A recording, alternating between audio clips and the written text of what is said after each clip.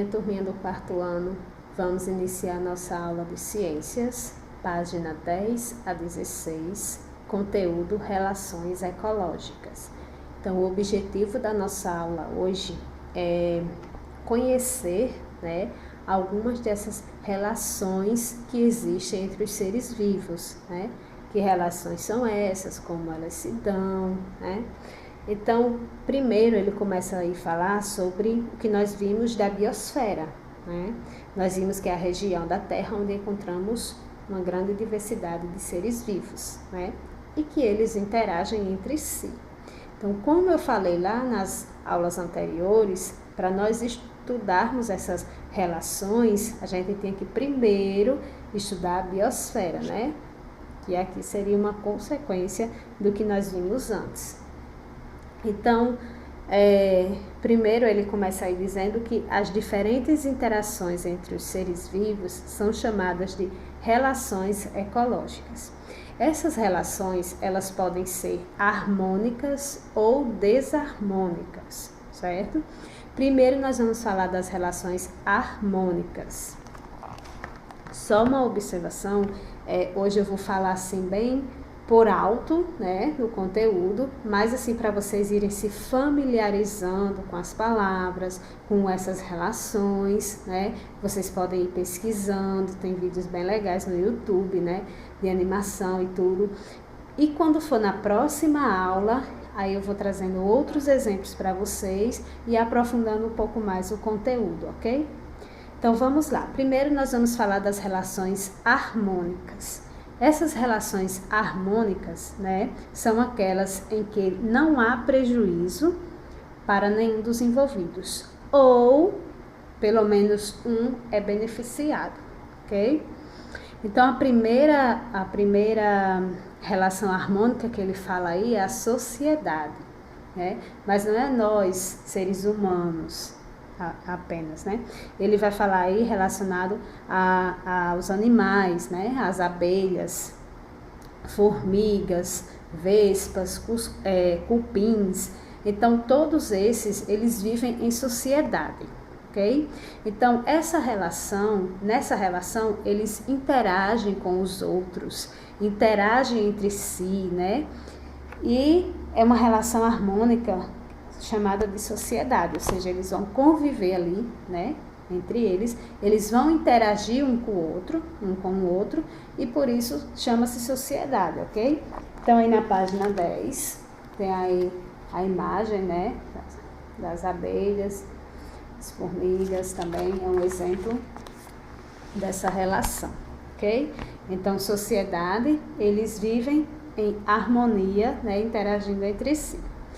Aí vamos a outra, é o comensalismo, Essa relação, somente um ser vivo se beneficia, já o outro nem é beneficiado, nem é prejudicado, Aí ele dá o exemplo aí do tubarão e as rêmoras, As rêmoras, elas se fixam no tubarão e assim elas podem se locomover mais rapidamente e sem precisar nadar, Além disso, elas vão se alimentar dos restos de comida do tubarão. Então, elas estão se beneficiando. Já o tubarão, ele não está sendo nem prejudicado, nem beneficiado, ok? Então, essa aí é o comensalismo. Outro tipo de relação harmônica, que acontece entre os seres vivos é a protocooperação. Nesse tipo de relação, ambos os indivíduos se beneficiam, Como ocorre na relação entre o paguro, um tipo de caranguejo, e a anêmona do mar, que é esse aqui, Então, tanto o caranguejo como a anêmona, eles vão se beneficiar. Então, os dois se beneficiam, é o protocooperação, certo? Como é o benefício que tem aqui? A anêmona vai proteger o caranguejo, então o caranguejo está sendo beneficiado. Da mesma forma como, por estar em cima do caranguejo, o caranguejo se locomove e leva a anêmona para outro lugar. Então, ela vai ganhar, vai se beneficiar pela locomoção, Então, protocooperação, os dois vão se beneficiar, Aí, por fim, lá na página 12, ele vai falar do mutualismo. O mutualismo é uma associação entre os seres vivos. Aqui, os dois também se beneficiam, certo? Então é a mesma coisa do protocooperação? Não. Por quê? O mutualismo é uma relação que é obrigatória, certo? Entre os seres vivos que estão envolvidos. Já a protocooperação, ela não é obrigatória, tá? Os dois se beneficiam, mas ela não é obrigatória. O mutualismo é uma relação obrigatória entre os dois seres vivos envolvidos, tá? Então, o que é que ele vai falar aí? Ele vai dar o exemplo dos líquens, né, que são organismos que resultam da associação entre outras espécies de fungos e algas. Né? Nessa relação, os fungos absorvem a umidade, os sais minerais, que também são utilizados pelas algas, né? E as algas, por sua vez, ao realizarem fotossíntese, produzem nutrientes que também são utilizados pelos fungos. Então, os líquens beneficiam os fungos, as algas beneficiam os fungos. Então, essa é uma relação obrigatória entre eles, certo? Por isso que diz mutualismo. Todos se beneficiam, certo? Vai se diferenciar da protocooperação porque é algo obrigatório e a protocooperação não.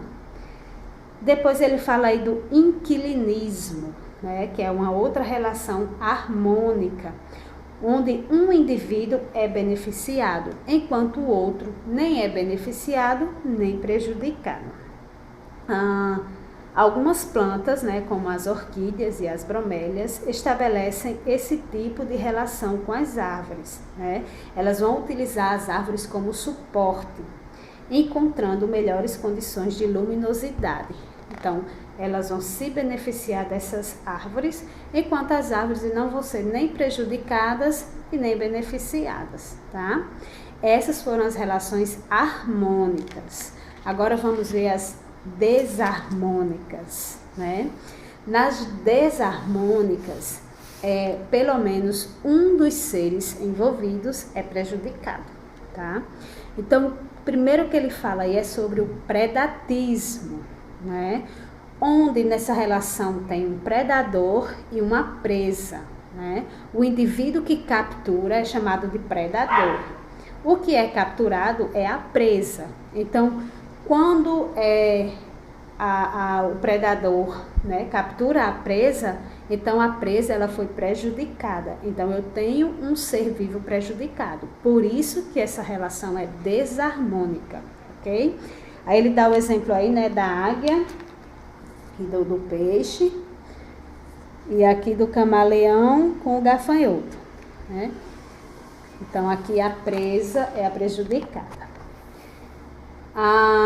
O predatismo também ocorre entre animais e plantas, né? Quando uma vaca se alimenta de capim, ela está predando a planta. Ou quando uma formiga vai lá e corta as folhas, né? Também é uma relação de predatismo. Aí vem a competição, né? Que é uma relação em que pelo menos um dos organismos envolvidos é prejudicado. Eles vão competir por recursos como alimento, luz e água. Ou pode competir por territórios, fêmeas, né? É bem comum nesses vídeos de vida animal, né? Mostrar animais como o leão. Eles vão disputar, competir, né? Para ver quem é que vai se tornar o líder do bando ou do rebanho, dependendo do animal. Então, eles vão competir. Então, aquele o perdedor, né? O que perder, vai ser o prejudicado. Dependendo do animal, né? Do porte do animal, chega até a causar a morte de um deles. Aí vem aí o parasitismo, né? Que é a última relação desarmônica. O parasitismo, um ser vivo se alimenta de outro, né? Sem necessariamente causar a sua morte. Aí, nessa relação, nós vamos ter o parasita e o hospedeiro, certo? Exemplos dessa relação seria o carrapato, né? No cachorro ou em outros animais. O piolho, né? Um parasita. E, no caso do carrapato, o carrapato é o parasita e o cachorro é o hospedeiro, né? No caso do piolho, o piolho é o parasita, né?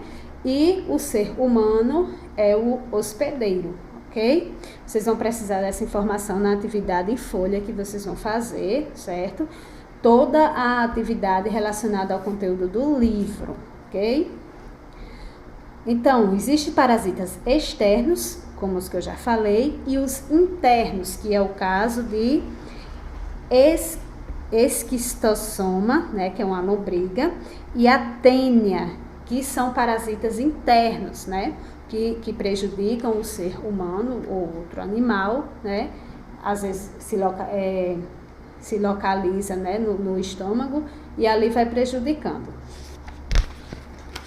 A página 16, que é a última, né, tem uma pequena atividade aí, onde você vai observar a relação entre dois seres vivos, né, e vai responder aí essas questões, vai dizer quais foram os dois seres vivos que você observou, certo? E o tipo de relação ecológica que estava acontecendo entre eles. Por exemplo, tem um formigueiro próximo à minha casa, então eu vou observar esse formigueiro. Se eu pegar o formigueiro em si, eu vou ter sociedade, né?